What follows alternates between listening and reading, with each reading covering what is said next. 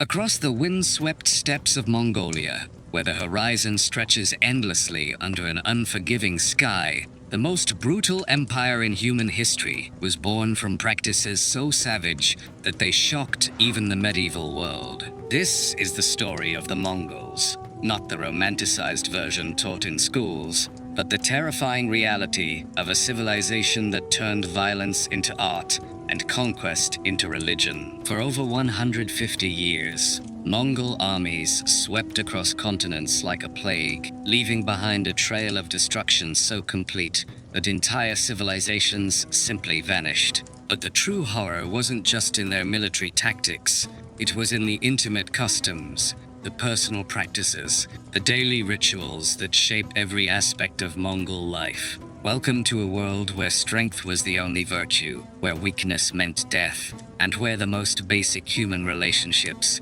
were governed by laws written in blood. Before there was an empire, before there was a Genghis Khan, there were the scattered tribes of Mongolia, bound together by customs so harsh that survival itself was considered an achievement. These weren't just cultural traditions, they were evolutionary strategies designed to create the hardest, most ruthless people on Earth. In Mongol society, weakness was not just discouraged, it was literally eliminated. Children who showed signs of physical or mental frailty were left to die on the steppe, their deaths considered necessary sacrifices to maintain tribal strength. This wasn't cruelty in their minds. It was practical wisdom learned from centuries of surviving in one of Earth's most hostile environments. But the elimination of weakness extended beyond physical disabilities. Mongol customs dictated that emotional attachment, compassion for enemies, and mercy toward the defeated were all forms of weakness that endangered the tribe's survival. These attitudes weren't aberrations, they were fundamental principles that governed every relationship, every marriage, every family bond. In Mongol culture, marriage wasn't about love or companionship, it was about acquiring property, forging alliances, and demonstrating dominance. The wedding ceremony itself was essentially a ritualized kidnapping, where the groom's family would capture the bride, often against genuine resistance from her family. But this was just the beginning. Mongol marriage customs included practices that would be considered criminal in any modern society. The concept of consent was foreign. Women were expected to submit to their husbands' demands, regardless of their own wishes or physical condition. Refusal wasn't just socially unacceptable, it was grounds for severe physical punishment or even death. The wedding night held particular significance in Mongol culture, but not for romantic reasons. It was seen as the first test of the husband's dominance and the wife's submission. Elaborate rituals surrounded this event, designed to publicly demonstrate that the woman had been conquered and would serve her new master without question. Mongol men didn't just take wives, they collected them like trophies. Polygamy wasn't just permitted, it was encouraged, with wealthy men maintaining dozens of wives and concubines. But managing multiple wives required systematic methods of control that reduced women to livestock. New wives underwent what can only be described as breaking processes, similar to training wild horses. They were subjected to physical and psychological pressures designed to eliminate any trace of independent will. Women who resisted were publicly humiliated, beaten, or in extreme cases, killed as examples to others. The most successful women in this system weren't those who maintained their dignity. They were those who learned to embrace their objectification, who competed for their husband's attention by demonstrating their submission and their willingness to inflict the same treatment on newer wives. The treatment of children in Mongol society reveals the systematic nature of their brutality. Children weren't cherished innocents. They were future warriors being prepared for a life of conquest and violence. From the earliest age, Mongol children were exposed to practices designed to eliminate empathy and cultivate ruthlessness. Boys were taught to kill by starting with small animals, gradually working up to larger prey. But the psychological conditioning went beyond mere killing. They were taught to enjoy suffering, to see pain as entertainment, to view mercy as weakness. By adolescence, Mongol boys were expected to participate in raids, to take their first prisoners, to demonstrate their readiness for adult responsibilities. Girls received different, but equally harsh conditioning. They were taught that their primary value lay in their ability to produce warrior sons and serve male needs. Those who showed signs of independence or intelligence were considered dangerous and subjected to additional training designed to break their spirits completely. The man who would become Genghis Khan began life as Temujin, a tribal outcast whose early experiences with violence and betrayal shaped the monster he would become. But understanding Genghis Khan's personal practices requires looking beyond the military genius to examine the intimate relationships that revealed his true character. Even before uniting the Mongol tribes, Temujin demonstrated a pattern of behavior that combined strategic thinking with personal cruelty. His treatment of his wife Berthe after she was kidnapped by rival tribesmen reveals the Mongol approach to relationships.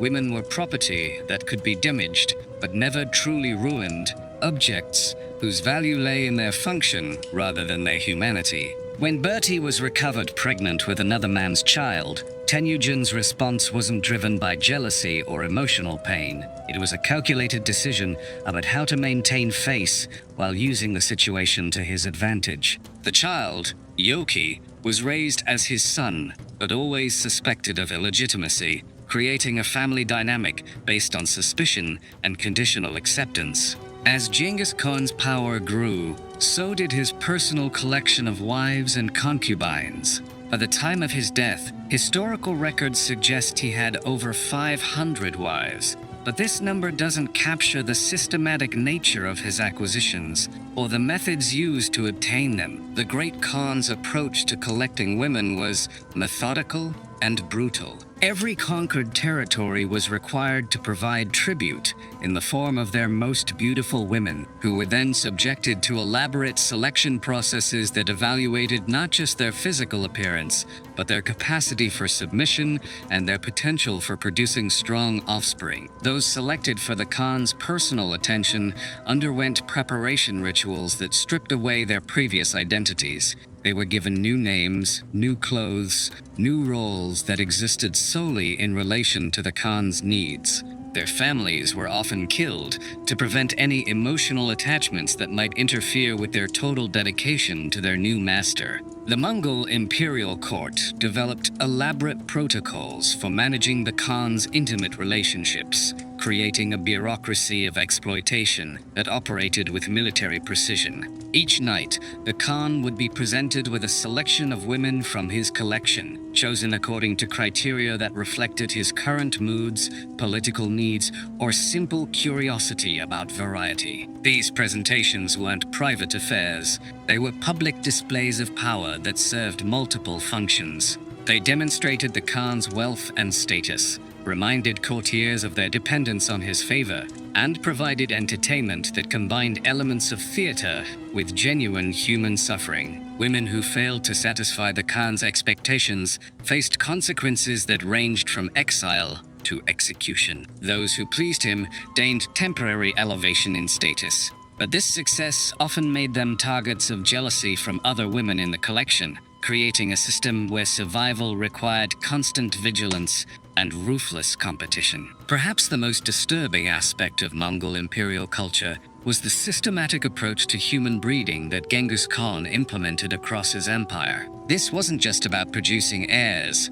It was about creating a genetic legacy that would spread Mongol traits throughout the conquered world. The Khan established protocols that required his generals and administrators to father children with local women in every conquered territory. These weren't casual relationships. They were carefully managed programs designed to create hybrid populations that would be loyal to Mongol rule while possessing the local knowledge needed for effective administration. Women selected for these breeding programs had no choice in their participation and no rights regarding their children. They were essentially human livestock, valued only for their reproductive capacity and their ability to pass on desired traits to the next generation. The psychological impact of these programs was devastating, not just for the women involved, but for entire communities that watched their daughters disappear into imperial harems, knowing they would never return and their grandchildren would be raised as enemies of their own people. As the Mongol Empire expanded, What had begun as tribal customs evolved into systematic policies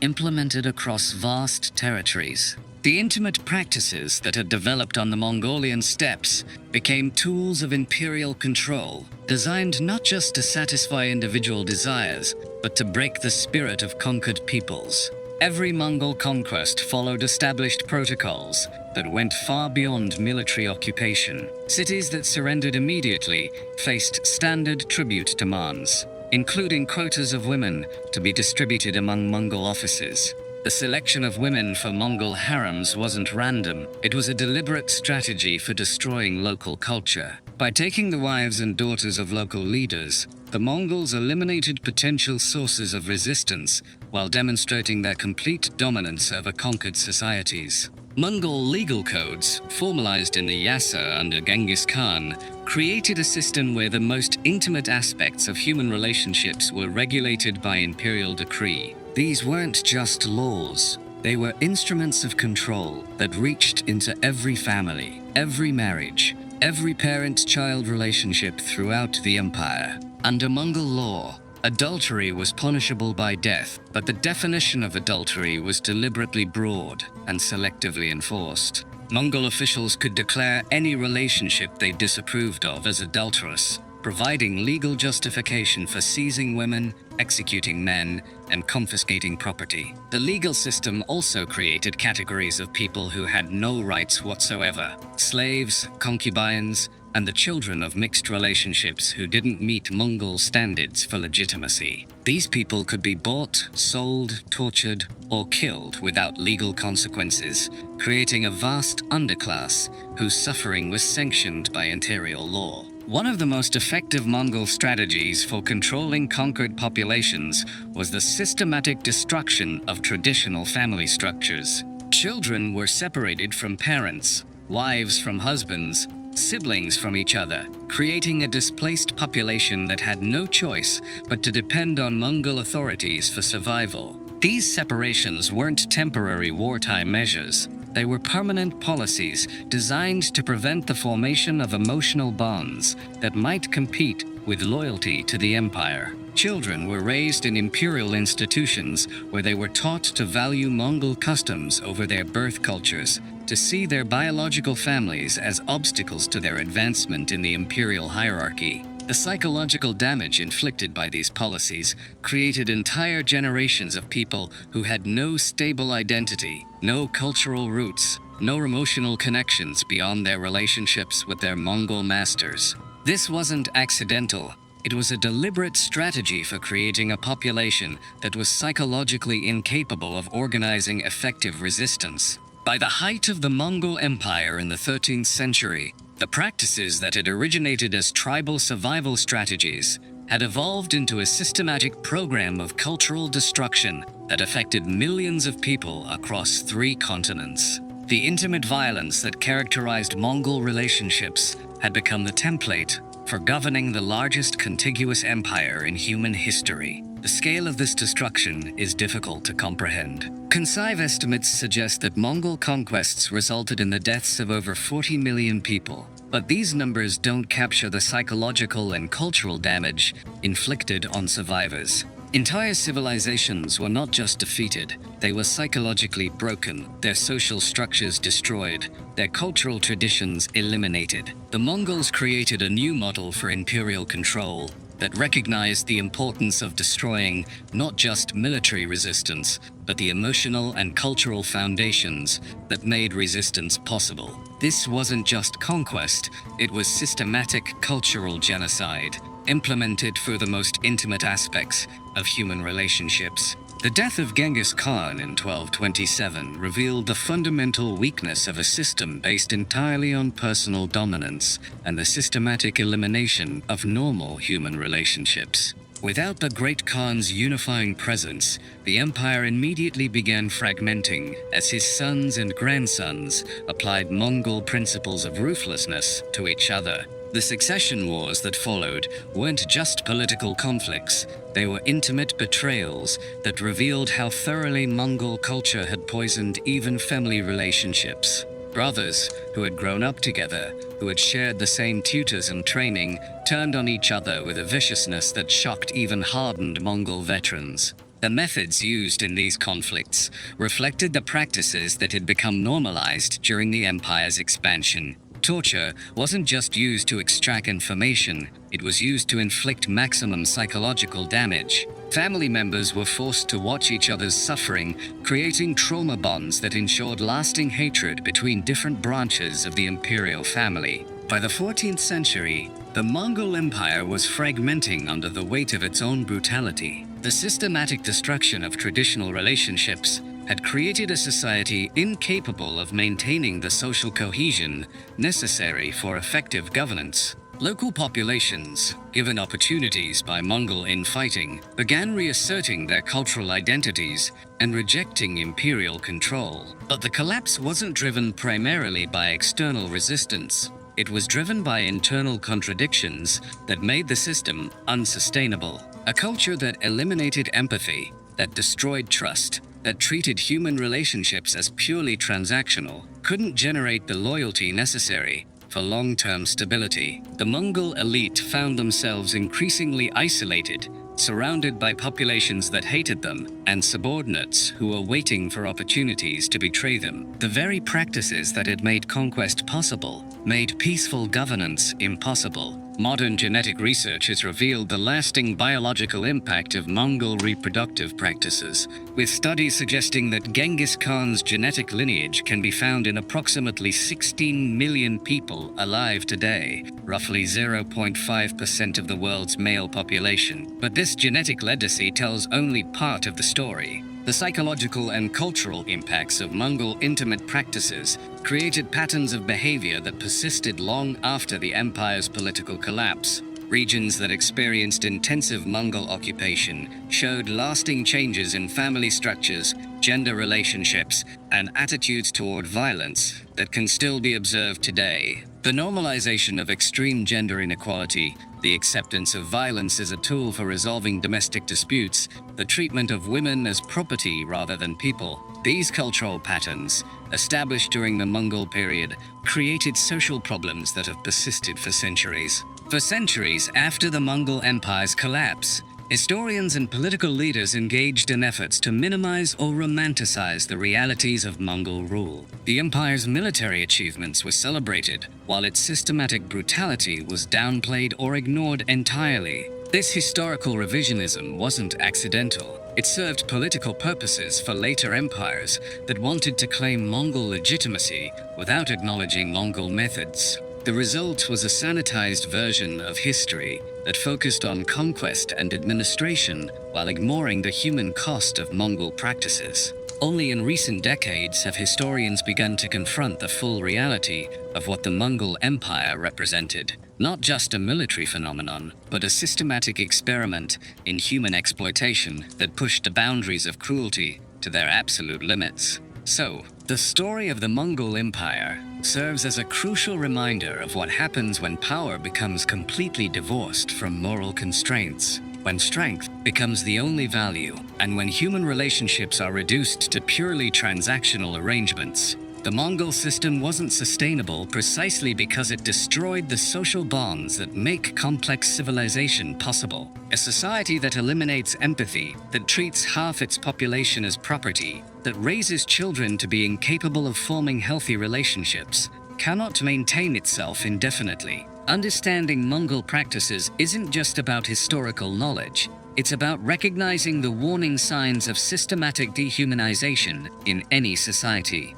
The gradual normalization of violence, the reduction of complex human relationships to simple power dynamics, the treatment of certain groups as inherently less valuable than others. These are the patterns that made Mongol brutality possible. The millions of people who suffered under Mongol rule deserve to be remembered not as statistics in military histories, but as human beings whose experiences reveal fundamental truths about the relationship between power and morality. Their suffering reminds us that civilization is fragile, that the capacity for systematic cruelty exists in all cultures, and that the only protection against such brutality is the conscious cultivation of empathy, compassion, and respect for human dignity. The Mongol Empire fell over 700 years ago, but the questions it raises about power, violence, and human relationships remain as relevant today as they were on the steppes of medieval Mongolia. How do we prevent the concentration of power that makes such systematic abuse possible? How do we maintain our humanity